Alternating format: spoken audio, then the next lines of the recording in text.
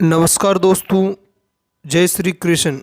विद्याशक्ति education के online platform पर सभी मित्रों का हार्दिक स्वागत और अभिनंदन है। दोस्तों, आज मैं लेकर आया हूं प्रकाश के जो परावर्तन है, अपवर्तन है या इस पर आधारित जो युक्तियां होती है, जैसे कि दर्पण है, लेंस है और अपवर्तनांक है, तो इनसे संबंधित टॉप क्वेश्चन लेकर आया हूं। ठीक है, कई सारे क्वेश्चन हैं, इनमें से पूर्व के एग्जाम्स में पूछे गए हैं और कई ऐसे नए प्रश्न हैं जिनके आने की संभावना रहती है हमेशा ही। ठीक है, तो देखते हैं अपन आज का पहला प्रश्न है, लेंस किस सिद्धांत पर आधारित युक्तियां हैं। ठीक है, मतलब लेंस कौन से सिद्धांत पर कार्य करते हैं। ठीक है, तो देखते हैं। ऑप्शन ए में है प्रकाश के परावर्तन पर, बी में है प्रकाश के अपवर्तन पर, सी में है प्रकाश के विवर्तन पर और डी में है प्रकाश के व्यतिकरण पर। तो इसका जो राइट आंसर है वो क्या होगा दोस्तों?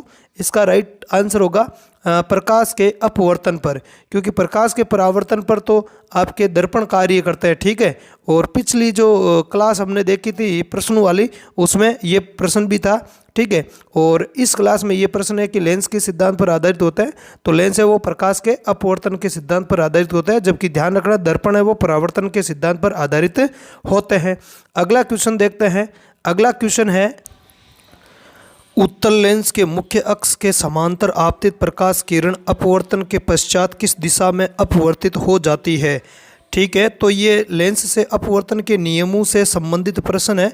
ऑप्शन देखते हैं। ऑप्शन ए है फोकस से होते हुए, ऑप्शन बी में है वक्रता के अंदर सी से होते हुए, ऑप्शन सी में पुनः उसी दिशा में और ऑप्शन डी में है बिना अपवर्तन के सीधे निकल जाती है। तो ये आपको नियम पता होना चाहिए। ठीक है, और नियमों के लिए अलग से मैंने क्लास ले रखी है।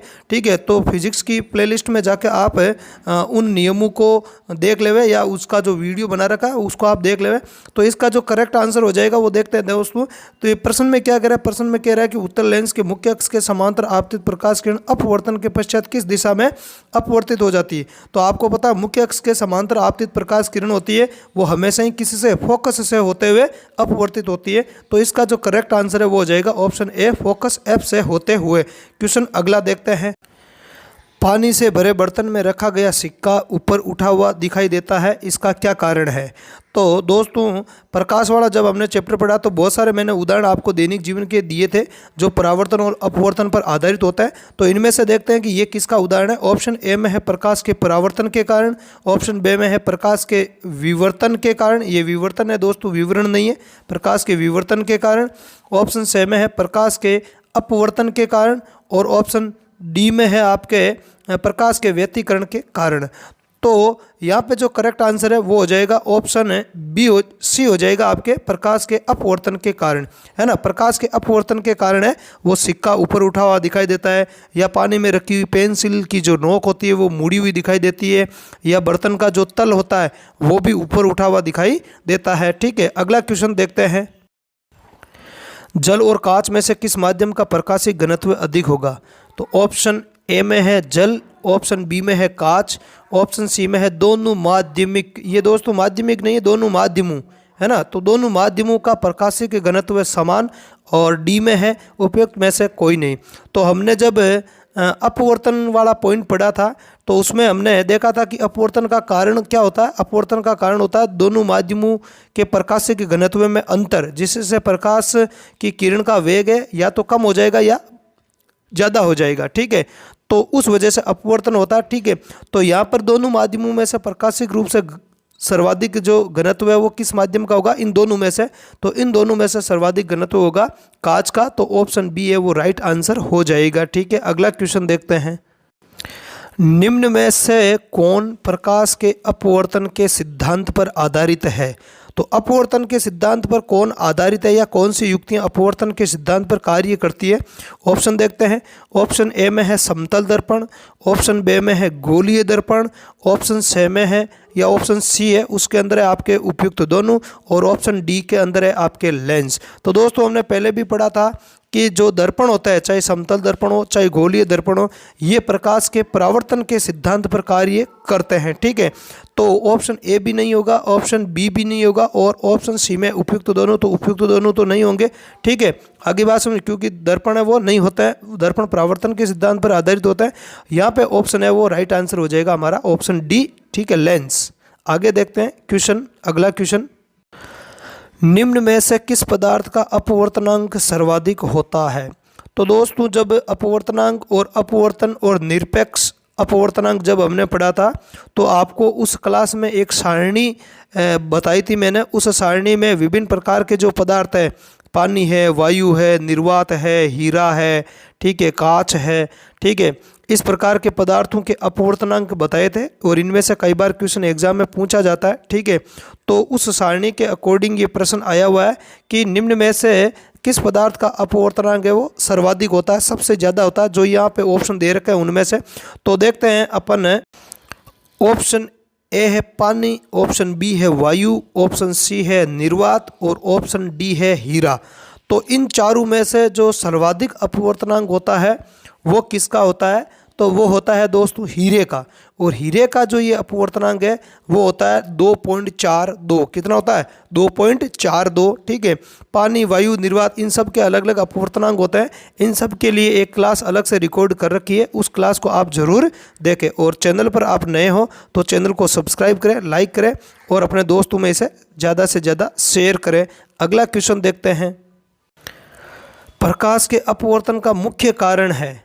ऑप्शन ए है माध्यमों के प्रकाशीय के घनत्व में अंतर, ऑप्शन बी है प्रकाश किरण के वेग में परिवर्तन, ऑप्शन सी है उपयुक्त दोनों, ऑप्शन डी में है प्रकाश का सरल रेखा में गमन नहीं करना।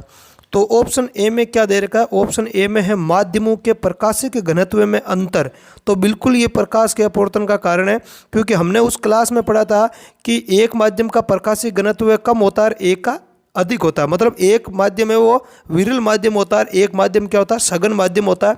तो प्रकाश की किरण जब विरल से सघन या सघन से विरल में जाती है तो अपने वो मूल पथ से क्या हो जाती है? विचलित हो जाती है, अपनी दिशा चेंज कर लेती है। इस घटना को ही अपन क्या कहते हैं? प्रकाश का अपवर्तन कहते हैं। ठीक है, तो अपवर्तन का जो कारण होता है वो प्रकाश के घनत्व में अंतर, जो दोनों माध्यम होते हैं उनके घनत्व में अंतर होता है।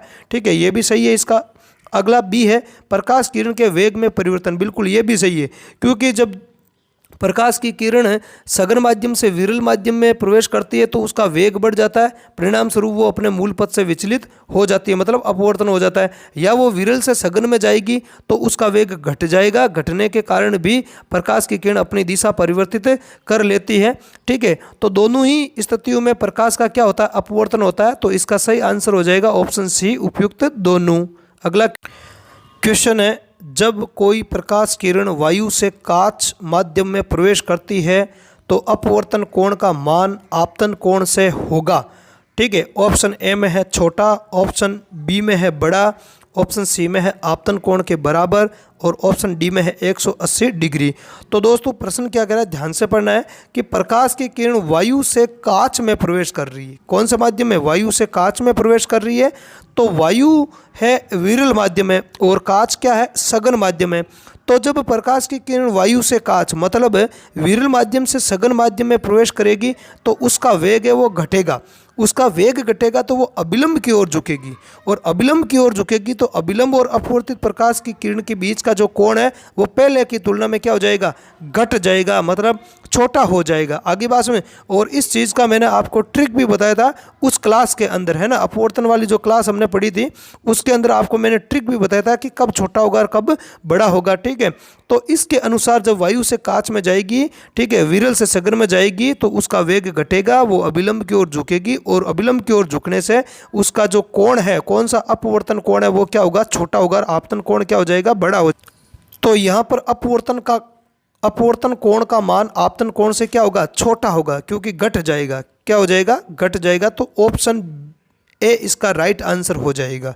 अगला क्वेश्चन देखते हैं, जब प्रकाश किरण विरल माध्यम से सघन माध्यम में प्रवेश करती है तो उसका वेग ऑप्शन ए घट जाता है, ऑप्शन बी बढ़ जाता है, ऑप्शन सी एक परिवर्तित रहता है, ऑप्शन डी है दुगुना हो जाता है। ठीक है, तो यहाँ पे जो प्रकाश की किरण है वो विरल माध्यम से सघन माध्यम में प्रवेश कर रही है। तो विरल से सघन में प्रवेश करती है तो उसका वेग हमेशा ही क्या होता है, घटता है। क्या होता है, हमेशा घटता है। और सघन से विरल में जाती है तो उसका वेग क्या हो जाता है, बढ़ जाता है, जिसके कारण वो अभिलंब से दूर हट जाती है। ठीक है, तो यहाँ पे जो ऑप्शन है ऑप्शन ए हो जाएगा, राइट हो जाएगा। एक घट जाता है, कौन सा, घट जाता है। ठीक है, आगे देखते हैं। अगला क्वेश्चन है, जब प्रकाश किरण सघन माध्यम से विरल माध्यम में प्रवेश करती है तो वह ऑप्शन ए अभिलंब से दूर हट जाती है, ऑप्शन बी अभिलंब की ओर झुक जाती है, ऑप्शन सी बिना अपवर्तन के सीधे निकल जाती है, और ऑप्शन डी पुनः उसी माध्यम में लौट जाती है। तो हमने पढ़ा था दोस्तों कि जब भी प्रकाश की किरण सघन माध्यम से विरल माध्यम में प्रवेश करती है तो उसका वेग बढ़ता है, उसका वेग बढ़ता है तो वो अभिलंब से दूर हट जाती है। तो इसका जो राइट आंसर है वो हो जाएगा आपके ऑप्शन ए, अभिलंब से दूर हट जाती हैं। अगला क्वेश्चन देखते हैं।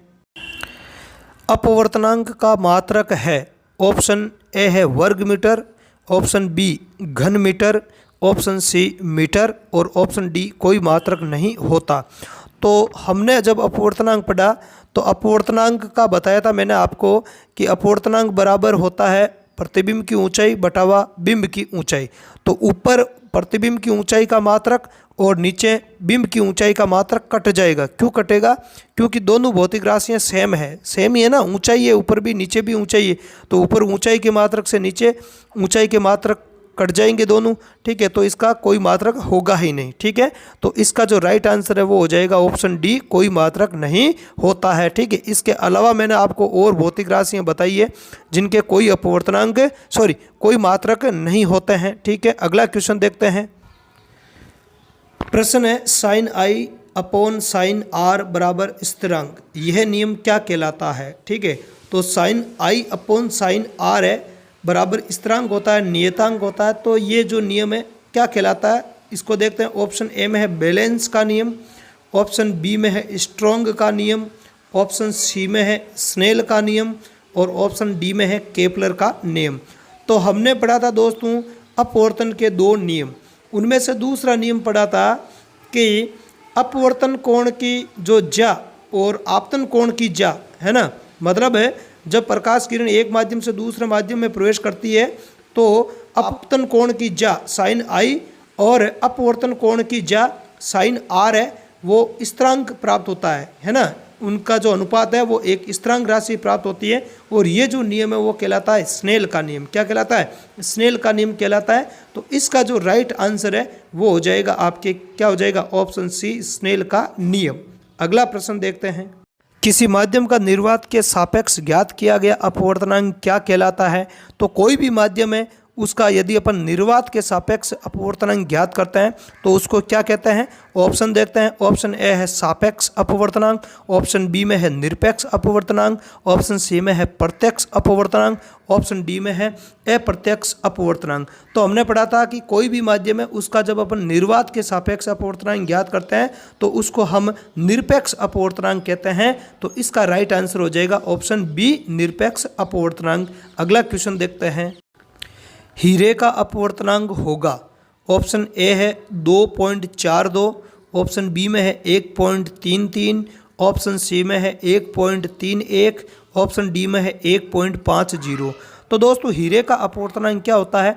अपवर्तनांक के लिए विभिन्न पदार्थों का अपवर्तनांक कितना होता है इसके लिए एक सारणी मैंने क्लास में आपको बताई थी। ठीक है, तो उस सारणी में से ये क्वेश्चन है। ठीक है, इसका ऑप्शन क्या हो जाएगा, ऑप्शन ए में है 2.42, ऑप्शन बी में 1.33, ऑप्शन सी में 1.31 और ऑप्शन डी में है 1.50। तो हीरा है इसका अपवर्तनांक सर्वाधिक होता है प्रकृति में और वो होता है आपके 2.42। तो इसका जो राइट आंसर है वो हो जाएगा ऑप्शन ए। ठीक है, अगला क्वेश्चन देखते हैं।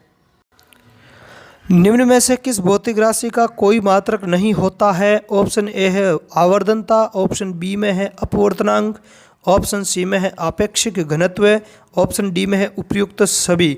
तो दोस्तों ऐसी कौन सी भौतिक राशि है जिसका कोई मात्रक नहीं होता है।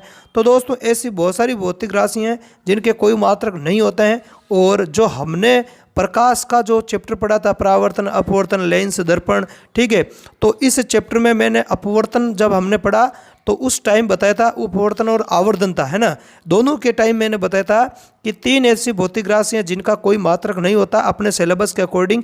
ऐसा तो बहुत सारी भौतिक राशियाँ हैं, ठीक है, जिनका कोई मात्रक नहीं होता है, ठीक है। उसमें आपको मैंने बताया था आवर्धन था, इसका मात्रक भी कोई नहीं होता है।